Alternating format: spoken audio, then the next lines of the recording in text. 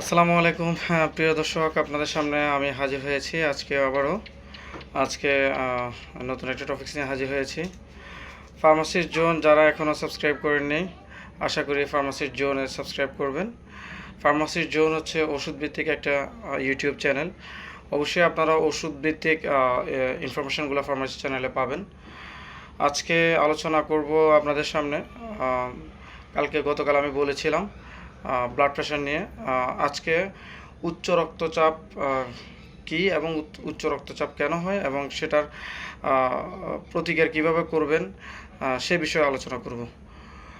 আপনাদেরকে কালকে আমি বলেছিলাম গতকাল, উচ্চ রক্তচাপ হচ্ছে সচরাচর ব্লাড প্রেশার হচ্ছে 80 থেকে 120, কিন্তু উচ্চ রক্তচাপ হচ্ছে 80 থেকে 120-এর উপরে। যখন আপনার শো করবে, যেমন নিচেরটা থাকবে আপনার 90-এর উপরে এবং উপরের পোর্শনটা যদি আপনার 130-এর উপরে হয়, তখনই হচ্ছে এটাকে উচ্চ রক্তচাপ হিসেবে আপনি ধরে নিতে পারেন। এবং এটা যদি আপনার কন্টিনিউয়াস হয়, আপনি যখন 2 দিন 3 দিন 5 দিন 10 দিন পরে মেপে দেখলেন এটা কন্টিনিউয়াস হচ্ছে, তখন আপনাকে অবশ্যই একজন স্বনামধন্য চিকিৎসকের পরামর্শ নিয়ে ওষুধ সেবন করতে হবে। উচ্চ রক্তচাপটা হয় কারণ হচ্ছে আপনার স্থূলতার কারণে অনেক সময় হয়। আপনার মাত্রাতিরিক্ত চর্বি আপনি যদি আহার করেন, খাদ্যাভ্যাস থাকে।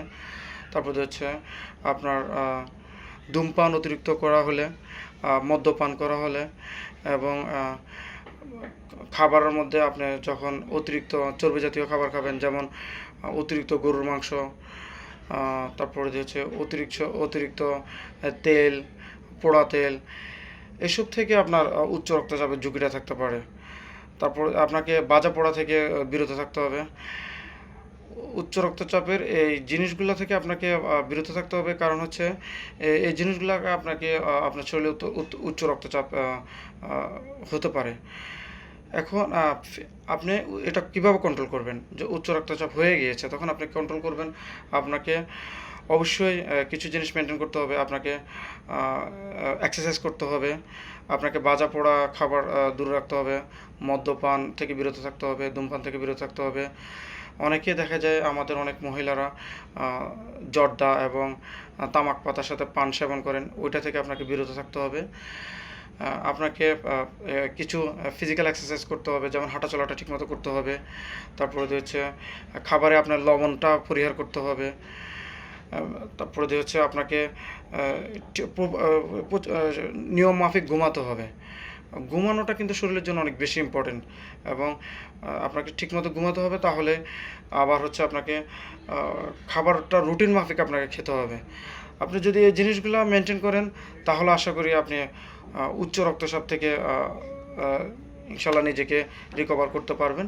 আর তাছাড়া বাজারে কিছু ওষুধ পাওয়া যায়, ওষুধটা অবশ্যই আপনার ব্লাড প্রেশারটা কী ধরনের সে অনুসারে ভিত্তি করে দেওয়া হয়।